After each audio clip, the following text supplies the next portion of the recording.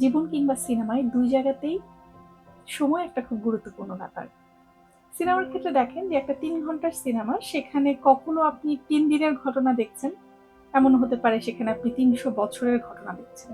তো এই যে ৩ ঘন্টার ভেতর কখনো ৩ দিন, কখনো ৩ মিনিট, কখনো বা ৩০০ বছর, এটা আমরা কিভাবে দেখাই?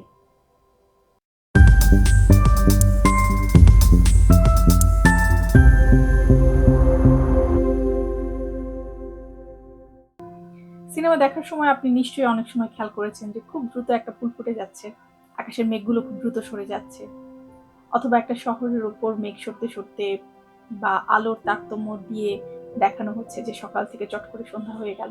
অর্থাৎ যে ঘটনা ঘটতে হয়তো কয়েক ঘন্টা লাগছে বা পুরো একটা দিন লাগছে, সেইটা আপনার চোখের সামনে মাত্র কয়েক সেকেন্ডে হয়ে যাচ্ছে। এটাই হলো টাইম ল্যাপসের জাদু।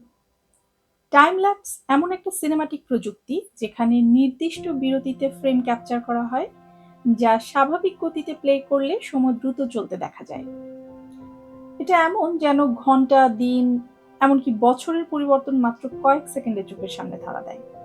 টাইম ল্যাপস তৈরি করার জন্য ক্যামেরা স্বাভাবিকের চেয়ে ধীর গতিতে ছবি তোলে। যেখানে সাধারণত ২৪ ফ্রেম প্রতি সেকেন্ডে ধারণ করা হয়, সেখানে টাইম ল্যাপসের জন্য কয়েক সেকেন্ড বা মিনিট পর পর একটা ফ্রেম ক্যাপচার করা হয়। তারপর যখন এটাকে স্বাভাবিক গতিতে চালানো হয়, তখন এটা একটা ফাস্ট ফরওয়ার্ড ইফেক্ট তৈরি করে, যেখানে সময় দ্রুত এগিয়ে যায়। কেবল যে ডকুমেন্টারি বা বিজ্ঞান নির্ভর চলচ্চিত্রেই ব্যবহার করা হয় তা কিন্তু না, সামগ্রিকভাবেই চলচ্চিত্রে টাইম ল্যাপস একটা খুবই গুরুত্বপূর্ণ ধারণা।